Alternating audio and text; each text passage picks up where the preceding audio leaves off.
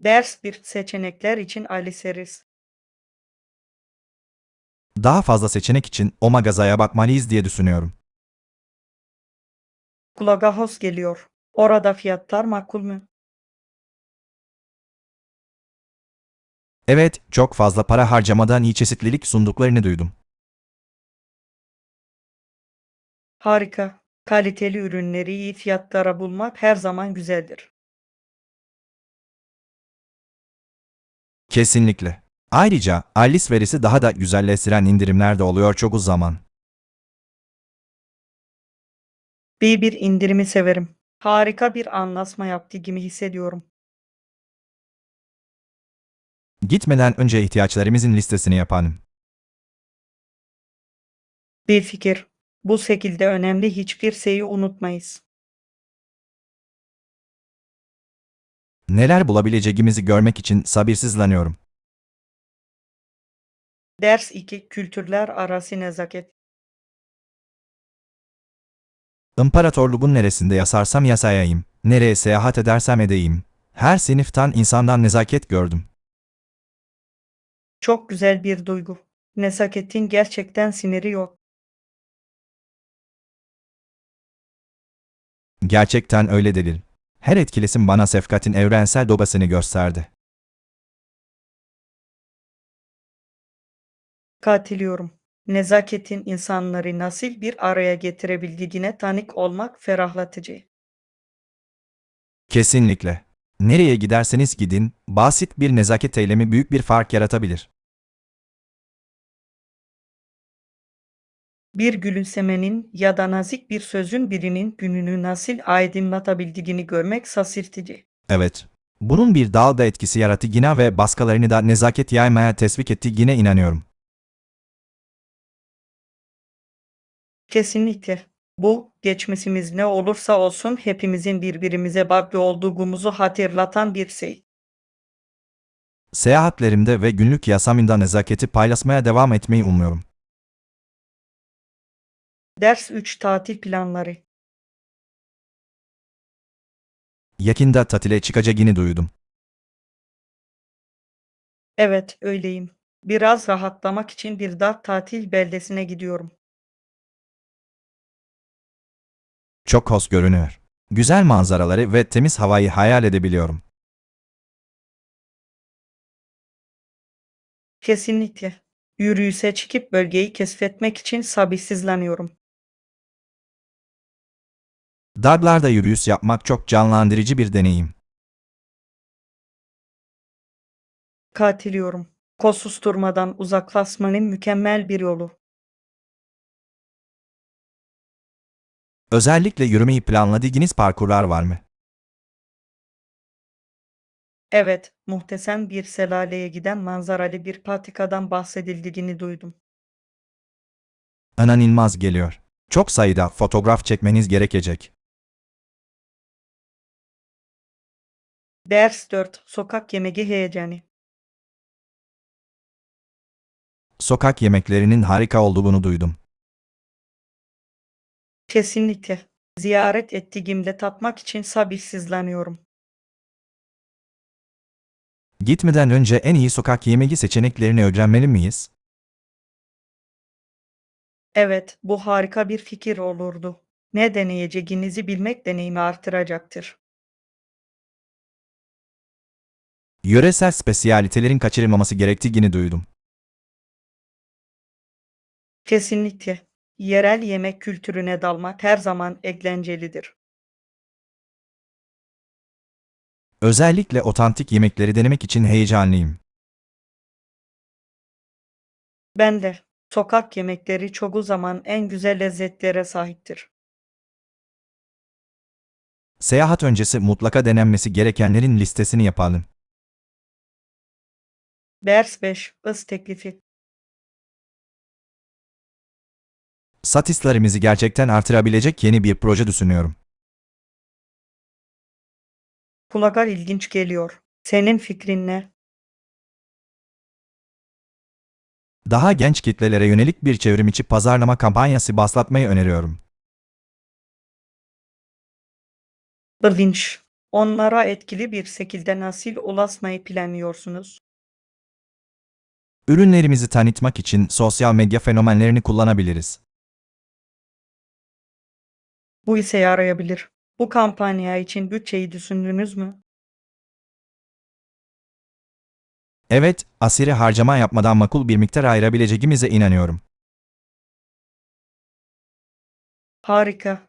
Bu projenin lansmanının zaman çizelgesi nedir?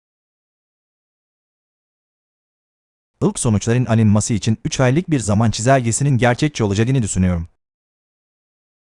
Ders 6. Lezzetli yemek deneyimleri. Evet yaptım. Oradaki yemekler çok lezzetliydi ve her lokmasını sevdim. Bunu duymak harika. Gittiğimde kesinlikle deneyeceğim. Yapmalısın. Her yemeğin tadı bir başka güzel. Bunu kendim deneyimlemek için sabırsızlanıyorum. Herhangi bir öneriniz var mı? Kesinlikle imza yemeklerini deneyin. Yerel hakim favorisi. Bunu mutlaka listeme ekleyeceğim. Pişman olmayacaksınız. Sonsuza dek hatırlayacağınız yemeklerden biri. Sabırsızlanıyorum. Yeni tatları keşfetmek seyahat etmenin en sevdiğim yanlarından biri. Ben de. Yemeklerin bizi farklı kültürlere bağlama gibi bir özelliği var. Ders 7. Benzersiz ögeleri toplamak. Benzersiz eşyalar toplamayı çok ödüllendirici buluyorum. Gerçekten öyle. Her parçanın kendine özgü bir hikayesi ve önemi var. Kesinlikle. Mekaninize kişisel bir dokunuş katar. Özellikle topladığınız bir şey var mı? Evet, ziyaret ettiğim her yerden eski kartpostallar topluyorum. Harika bir koleksiyon. Her kartpostal harika anıları geri getirmeli. Evet öyle. Sanki her destinasyonun bir parçasını yanımda taşıyorum. Bunu çok seviyorum. Kendi koleksiyonumu başlatmayı düşünüyordum. Harika bir fikir. Ne toplamayı düşünüyorsunuz? Ders 8. Adaların Rüyası. Her zaman uzak bir adayı ziyaret etmek istemiştim. Hayalimdeki yer burasıydı. Kulağa harika geliyor. Aklınızda belirli bir ada var mı? Evet, Bora Bora'ya gitmeyi hayal ediyordum. Kristal berraklıkındaki sular muhteşem görünüyor. Gerçekten cennet gibi görünüyor. Su üstü bungalovlar çok güzel. Kesinlikle. Dalgaların sesi ve güzel gün doğumlarıyla uyandığımı hayal edebiliyorum. Çok rahatlatıcı bir deneyim olurdu. Yakında gitmeyi planlıyor musunuz? Gelecek yıl bir gezi için para biriktirmeyi umuyorum. Kültürü de deneyimlemek istiyorum. Harika bir fikir. Yerel mutfak ve gelenekler büyüleyici olmalı. Adayı keşfetmek ve yerli halkla tanışmak için sabırsızlanıyorum. Ders 9. Çocuklarla iletişim. Çocuklarla etkili iletişim kurmak konusunda çok düşünüyorum. Evet, ben de bundan endişeleniyorum. Güçlü bir ilişki kurmak için çok önemli. Kesinlikle. Çocuğumun düşüncelerini paylaşırken rahat hissetmesini sağlamak istiyorum. İşte anahtar nokta. Açık iletişim güven ve anlayışı teşvik eder. Etkin bir şekilde dinlemeye ve empatiyle karşılık vermeye çalışıyorum. Harika. Çocukların duygularının geçerli olduğunu bilmeleri gerekir. Ayrıca yasa uygun dil kullanmanın da önemli olduğunu düşünüyorum. Kesinlikle. Konuşmaları daha iyi anlamalarına ve konuşmalara katılmalarına yardımcı olur. İletişim becerilerimi geliştirmenin yollarını her zaman arıyorum. Ders 10 Finansal yönetim. Projemizin finansal yönetimini daha iyi kavramam gerekiyor. Bilinçli iş kararları almak için hayati öneme sahiptir. Öncelikle hangi temel konulara odaklanmalıyım? Bütçeleme ve nakit akışı yönetimini anlamakla başlayın. Bizim için ise yarayacak bir bütçe nasıl oluşturabilirim? Tüm harcamalarınızı ve tahmini gelirlerinizi listeleyin. Ardından buna göre ayarlamalar yapın. Kulağa basit geliyor. Peki ya harcamaları takip etmek? Muhasebe yazılımı kullanmak bu süreci önemli ölçüde basitleştirebilir. Bazı seçeneklere bakacağım. Herhangi bir öneriniz var mı? Ders 11 Profesyonel spor manzarası. Profesyonel sporlarda yaklaşık 3000 kişilik istihdam olduğunu biliyor muydunuz? Bu etkileyici. Sektörün ne kadar büyük olduğunu gösteriyor. Evet, hokey en uzun tarihe ve en büyük geleneklere sahip spordur. Kesinlikle. Bu spor yıllar içinde çok fazla evrim geçirdi. Sahne arkasında ne kadar çok insanın yer aldığını görmek beni büyülüyor. Ben de. Teknik kadrodan pazarlama ekibine kadar herkesin bir rolü var. İnsanların takımlarına karşı ne kadar tutkulu olduklarını görmek harika. Kesinlikle. Hokey için toplum desteği inanılmaz. Spor dünyasındaki farklı kariyerler hakkında daha fazla şey öğrenmeyi çok isterim. Ders 12 Kültür ve tarihi keşfetmek. Tarihi yerleri ve canlı yerel kültürü olan yerlere seyahat etmeyi seviyorum. Harika görünüyor. En sevdiğiniz yerlerden bazıları nereler? Roma'yı ziyaret etmekten keyif aldım. Oradaki tarih gerçekten büyüleyici. Hayal edebiliyorum. Mimarisi ve sanatı sizi hayrete düşürüyor olmalı. Gerçekten öyle. Her kösenin anlatacak bir hikayesi var. Ayrıca yerel kültürün seyahat deneyimine nasıl katkıda bulunduğunu da seviyorum. Evet, yerel yemekleri ve gelenekleri denemek onu daha da zenginleştirir. Katılıyorum. Bu, mekanla daha derin bir düzeyde bağlantı kurmanın bir yolu. Gelecekteki seyahatlerimde daha fazla tarihi mekanı keşfetmek için sabırsızlanıyorum. Ders 13 Texas Rangers hikayesi. Yıllar önce Texas Rangers beyzbol takımını satın alan bir grup hakkında okudum. Ilginç. Satın aldıktan sonra ne oldu? Daha sonra 1998 yılında takımı satıp 14 milyon dolar kar elde ettiler. Vay canına. Bu oldukça büyük bir yatırım getirisi. Spor kulüplerinin ne kadar değerli olduğunu gerçekten gösteriyor. Kesinlikle. Takımın popülerliğinin artması büyük bir rol oynamış olmalı. Evet, taraftar katılımı ve sahadaki başarı çok önemli faktörler.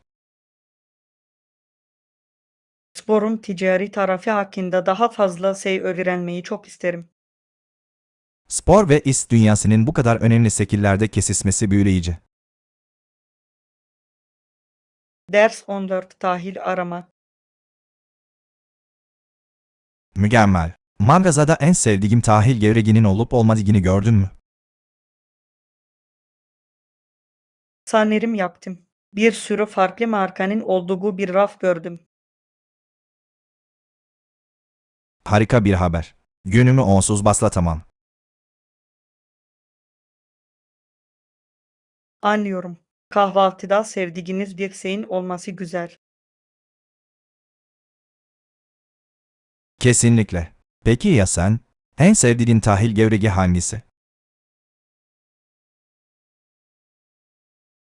Granolayı seviyorum. Çıtır çıtır oluyor ve içinde kuru yemiş ve meyveler var. Kulağa çok lezzetli geliyor. Onlarda da var mı diye kontrol etmeliyiz. İyi fikir. Listemizdeki her şeyi aldığımızdan emin olalım. Evet. Yarın sabah güzel bir kase mısır gevreğinin tadını çıkarmayı sabırsızlıkla bekliyorum. Ders 15 performans yönetimi. Performans yönetim sisteminizi nasıl iyileştirebileceğimizi düşünüyorum. Bu, üreten bir iş gücünü sürdürmenin önemli bir yönüdür. Odaklanmamız gereken kritik bileşenlerin neler olduğunu düşünüyorsunuz. Düzenli geri bildirim ve net performans ölçümleri esastır. Katılıyorum. Sizce performans değerlendirmelerini ne sıklıkla yapmalıyız? 3 aylık değerlendirmeler herkesin yolda kalmasına ve motivasyonunun yüksek olmasına yardımcı Bu etkili olabilir. görünüyor. Öz değerlendirmeleri de dahil etmeli miyiz? Evet, çalışanların kendi performansları üzerinde düşünmelerini teşvik ederler. Harika. Yönetim ekibine bir teklif hazırlayalım. Ders 16 Soğuk macera. Dün hava o kadar soğuktu ki ayaklarımız ağrıdı. İnanabiliyorum. Bu kadar soğuk olacağını tahmin etmemiştim. Yürürken ayağımızın dibine bir buz parçası sürüklendi. Bu, ne kadar dondurucu olduğunun açık bir göstergesi. Biliyorum. Daha kalın çorap giymeliydik. Kesinlikle. Bir dahaki sefere soğuğa daha hazırlıklı olacağız. Hava şartlarına rağmen her zaman bir maceradır. Doğru. Her deneyimin bize bir şeyler öğretmesini seviyorum. Bir sonraki gezimizi biraz daha sıcak olduğunda planlayalım. Ders 17 Ev dekorasyon fikirleri. Oturma odası dekorasyonunu yenilemenin iyi bir fikir olduğunu düşünüyorum. Katılıyorum. Benim de oturma odam için yeni perdelere ve yastıklara ihtiyacım var. Bu gerçekten mekanı aydınlatırdı. Hangi renkleri düşünüyorsun? Taze bir görünüm için açık mavi ve beyaz tonlarına yöneliyorum. Güzel seçim. Bu renkler sakinleştirici bir atmosfer yaratıyor. Kesinlikle. Ayrıca mobilyalarımla da uyumlu olacaklar. Bu hafta sonu birlikte Alice Veris'e çıkalım mı? Bunu çok isterim. Birlikte bir şeyler seçmek eğlenceli olacak. Hadi gelin günü böyle geçirelim ve sonrasında öğle yemeği yiyelim. Ders 18 Seçenekleri keşfetmek. Sizce rehberli bir tura mı katılmalıyız yoksa kendi basımıza mı keşfetmeliyiz? Gerçekten tercihimize bağlı. Rehberli turlar bilgilendirici olabilir. Doğru. Ama kendi basımıza keşfetmek daha fazla özgürlük ve spontanelik sağlar. Kesinlikle. Gizli hazineleri kendi başımıza keşfetme fikrini seviyorum. Ben de. Alice ilmisinin dışında bir yer bulmanın özel bir yanı var. ve her noktada istediğimiz kadar zaman geçirebiliriz. Evet. Her iki seçeneğin artılarını ve eksilerini tartalım. Güzel fikir. O günkü ruh halimize göre karar verebiliriz. Macera için heyecanlıyım. Neyi seçersek seçelim. Ders 19 insani çabalar. Sağ yaratıcı durum çok kaygı verici. Yardımlar gecikiyor. Evet, yardım görevlilerinin kendileri de bu durumlarda riske giriyor. Yardıma ihtiyaç duyan insanları düşünmek yürek parçalayıcı. Çatışmalardan etkilenenler için daha fazla şey yapılmasını isterim. Kesinlikle. Destek ve rahatlama sağlamak için her türlü çaba önemlidir. Yardım görevlilerinin güvenliğinin sağlanması için uluslararası işbirliğinin artırılması gerekiyor. Kesinlikle. İhtiyaç sahiplerinin refahını önceliklendirmek önemlidir. Daha fazla kuruluşun bu zorlukların üstesinden gelmek için harekete geçmesini umuyorum. Evet, hayatlarında her küçük şey fark yaratabilir. Ders 20 Stratejik planlama. Önümüzdeki projelerimiz için sağlam bir stratejik plana ihtiyacımız olduğuna inanıyorum. Katılıyorum. Net bir strateji ekibimizi daha etkili bir şekilde yönlendirecektir. Sizce hangi temel unsurları eklememiz gerekiyor? Öncelikle hedef ve amaçlarımızı net bir şekilde tanımlamamız gerekiyor. Doğru. Peki bu hedefleri belirledikten sonra sırada ne var? Mevcut kaynaklarımızı ve piyasa koşullarını iyi analiz etmeliyiz. Bu, ele almanız gereken boşlukları belirlemenize yardımcı olacaktır. Kesinlikle. O zaman hedeflerimize ulaşmak için uygulanabilir adımlar geliştirebiliriz. Bu kapsamlı bir yaklaşım gibi görünüyor. Ders 21 Doğaçlama sohbetleri yeniden oluşturma. Eskiden yaptığımız o doğaçlama sohbetleri özlüyorum. Ne demek istediğini çok iyi anlıyorum. O anlar çok spontane ve eğlenceliydi. Bu bağlantı hissini yeniden yaratmak için herhangi bir öneriniz var mı? Belki her hafta rahat bir kahve içmek veya yürüyüş yapmak için zaman ayırabiliriz. Kulağa mükemmel geliyor. Düzenli bir buluşma kesinlikle yardımcı olacaktır. Evet, hayatımızda olup bitenleri paylaşma şansımız olurdu. Bu fikri beğendim. Rahat tutmak dogal hissettirecektir. Kesinlikle. Her seferinde yeni kafeler veya parklar keşfedebiliriz. Sabırsızlanıyorum. O sohbetler her zaman günümü aydınlatıyor. Ders 22 Hava durumu kontrolü. Merhaba. Dışarıda hava nasıl? Gerçekten güzel görünüyor. Güneş parlıyor ve gökyüzü açık. Harika. Dışarıda olmak için mükemmel bir gün. Katılıyorum. Daha sonra yürüyüşe çıkmayı düşünüyordum. Harika fikir. Sana katılabilirim. Temiz hava her zaman iyi hissettirir. Evet. Ayrıca zihnin temizlenmesine de yardımcı olur. Kesinlikle. Aklınızda belirli bir rota var mı? Parkta yürüyüş yapıp çiçeklerin tadını çıkarabileceğimizi düşündüm. Kulağa hoş geliyor. Bu güzel havanın tadını çıkarmak için sabırsızlanıyorum. Ders 23 Duygusal yazmak. Duygusal yazılar ve bunların toplum üzerindeki etkileri hakkında okuyorum.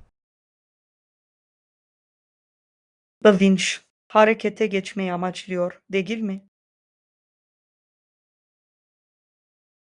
Evet, insanları önemli konulara dahil olmaya gerçekten motive edebilir.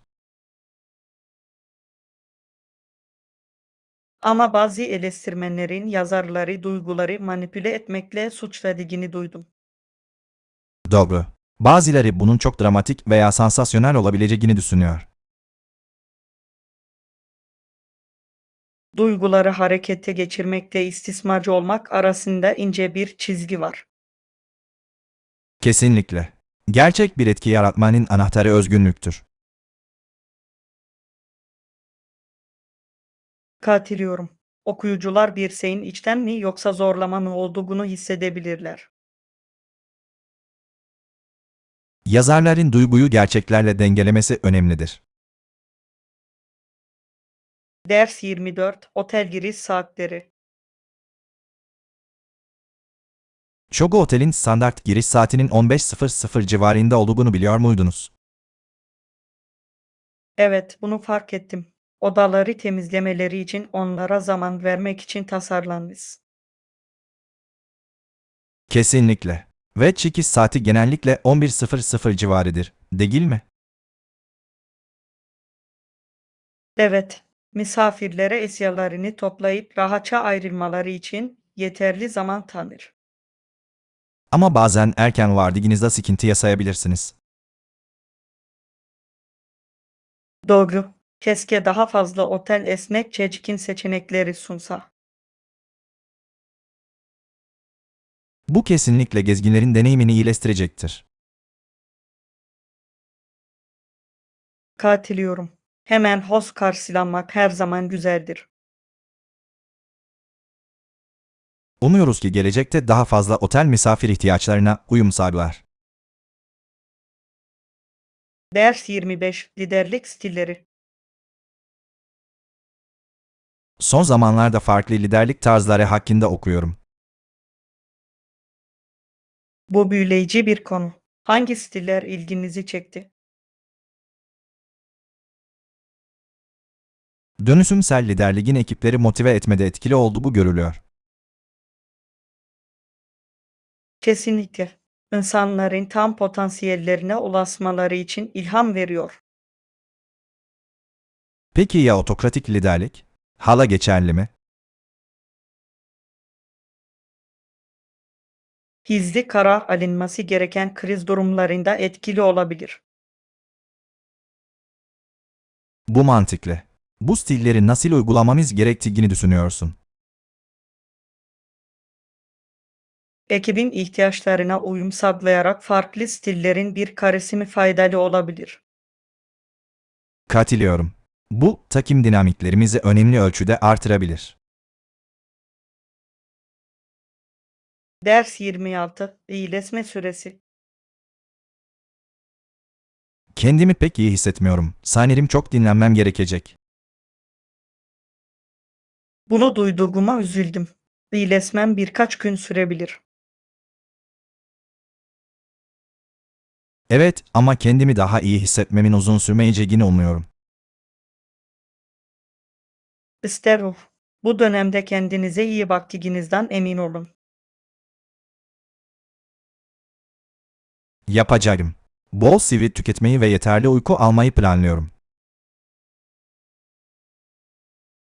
Bu iyi bir plan gibi görünüyor. Dinlenme iyileşme için çok önemlidir. Endişenizi takdir ediyorum. Kendinizi iyi hissetmediğinizde destek almak güzel. Elbette. Bir şeye ihtiyacın olursa bana haber ver. Teşekkür ederim. Yardıma ihtiyacım olursa kesinlikle size ulaşacağım. Ders 27 Dürüstlük mücadelesi. Biliyor musun, bazen kendimize ve başkalarına karşı tamamen dürüst olmanın ne kadar zor olduğunu merak ediyorum. Kesinlikle katılıyorum. Dürüstlük gerçekten zor bir iş olabilir. Özellikle de herkesi memnun etmeye çalıştığımızda. Kesinlikle. Dürüst olmak ve nazik olmak arasında her zaman bir denge olması gerektiği hissi var. Evet ve her şeye zaman ayırmak bunu daha da zorlaştırıyor. Yoğun hayatlarımızda dürüstlüğü nasıl yönetiyoruz? Bu iyi bir nokta. Kendimi sık sık sadece işleri bitirmek için konuşmaları aceleyle yaparken buluyorum. Ben de. Sanki hepimiz acele ediyoruz ama gerçek olmak için yavaşlamamız gerekiyor. Doğru. Belki de dürüst sohbetler için özel zaman ayırmalıyız. Harika bir fikir gibi duruyor. Belirli bir dürüstlük saati daha iyi bağlantı kurmamıza yardımcı olabilir. Kabu. Bu aynı zamanda dikkat dağıtıcı unsurlar olmadan duygularımızı yansıtmamıza da olanak tanıyacaktır. Ders 28. Şehir merkezinde yürüyüşler. Genellikle evimden köyün merkezine doğru yürüyorum. Çok ferahlatıcı bir deneyim.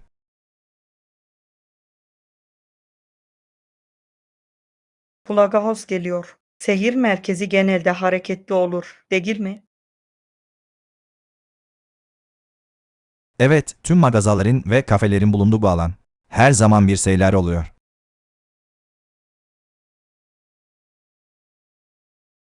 O havayı seviyorum. Etrafta koşuşturan insanları gördüğünüzde yürüyüş daha da keyifli hale geliyor.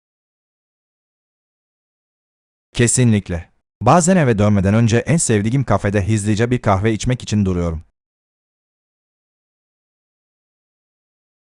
Kulağa hoş geliyor. Bir gün o yürüyüşe ve kahveye ben de katılmalıyım. Kesinlikle yapmalısınız.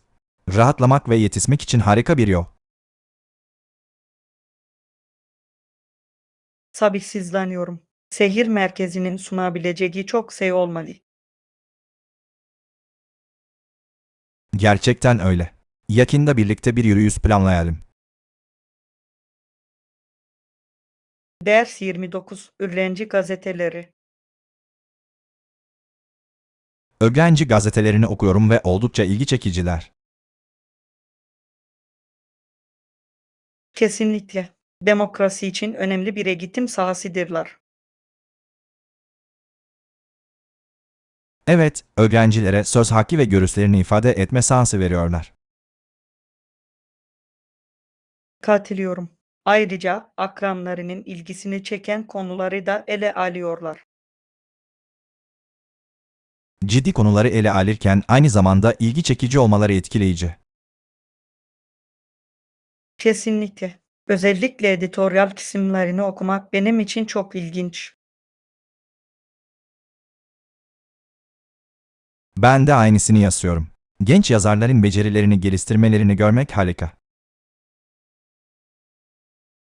Kesinlikle. Eleştirel düşünmeyi ve argümanları etkili bir şekilde nasıl sunacaklarını öğreniyorlar. Daha fazla okulun bu girişimleri desteklemeye devam etmesini umuyorum. Ders 30. Hız merkezi hizmeti.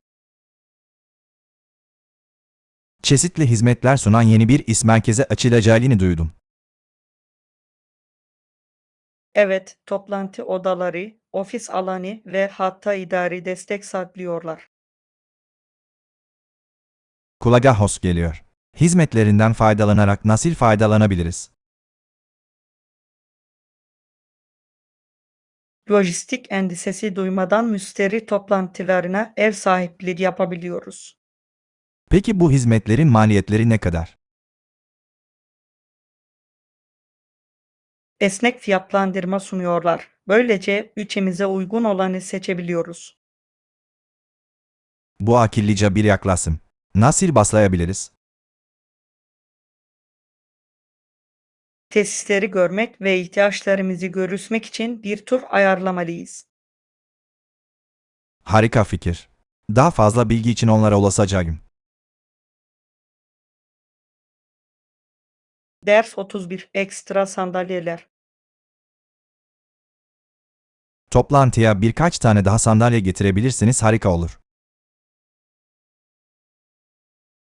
Elbette. Depodan birkaç tane alabilirim. Özellikle katilimin daha fazla olmasını beklediğimiz için bu gerçekten çok yardımcı olacaktır. Evet, herkes için yeterli oturma yerinin olmasının ne kadar önemli olduğunu biliyorum. Kesinlikle. Toplantının daha davetkar ve düzenli olmasını sağlar. Herkes gelmeden önce onları hazırlayacağım. Teşekkürler. Bu konuda bana yardım ettiğiniz için minnettarım. Hiç sorun değil. Önemli olan rahat bir ortam yaratmak. Kesinlikle. Herkesin dahil olduğunu hissettiğinden emin olalım. Ders 32 Yol kurallarına saygı. Araba kullanırken trafik kurallarına saygı göstermek çok önemlidir. Kesinlikle. Güvenlik her zaman en büyük önceliğimiz olmalı. Evet, güvenli bir hızda araç kullanmak bunun önemli bir parçasıdır. Kesinlikle. Kazaları önlemeye yardımcı olur ve herkesi güvende tutar. Bazı insanlar hız sınırına uymanın sadece bir öneri olmadığını unutuyorlar. Doğru. Sürücülerin sorumlu ve bilinçli olması önemlidir. Kendime her zaman odaklanmam gerektiğini ve dikkat dağıtıcı şeylerden uzak durmam gerektiğini hatırlatıyorum. Harika bir alışkanlık. Dikkatli kalmak büyük fark yaratır. Başkalarını da güvenli sürüş uygulamalarını benimsemeye teşvik edelim. Ders 33 Seyahat için dil öğrenme. Seyahatimiz sırasında bazı cümlelerin işimize yarayacağını düşünüyorum. Kesinlikle. Birkaç temel ifadeyi bilmek her zaman iyidir. Pratik yapmama yardımcı olması için bir dil öğrenme uygulaması indireceğim. Bu kulağa akıllıca bir fikir gibi geliyor. Uygulamalar öğrenmeyi kolaylaştırır.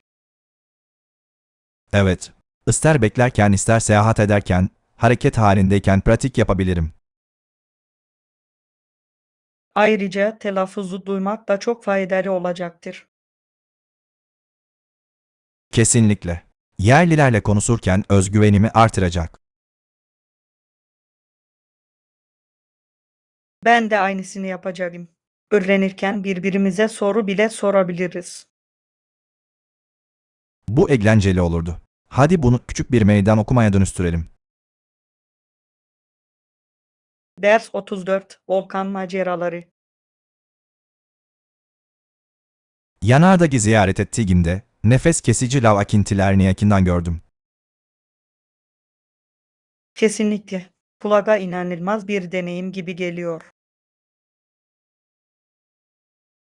Öyleydi. Lavların renkleri ve hareketleri büyüleyiciydi. Sadece hayal edebiliyorum. Lavdan gelen esiyi hissettin mi? Evet, çok yorgundu. Sıcak ligini uzaktan bile hissedebiliyordunuz.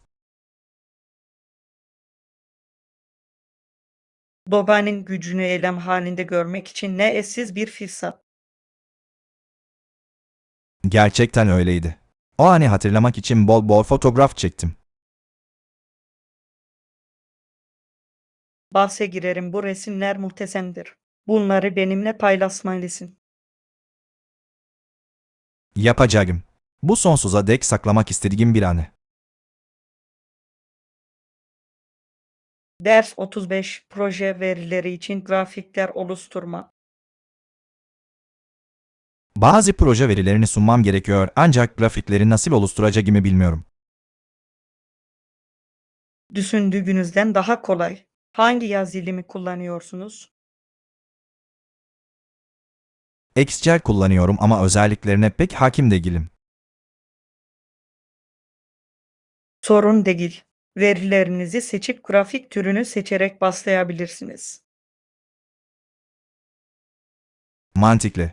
Sunumlar için hangi tür grafikler en iyisidir? Pasta grafikleri oranları göstermek için harikadır. Çubuk grafikleri ise karşılaştırmalar için iyidir. Anladım. Tablolara etiket eklemeli miyim? Kesinlikle. Etiketler izleyicilerin verileri anlamasını kolaylaştırır. İpuçları için teşekkürler. Bugün üzerinde çalışacağım.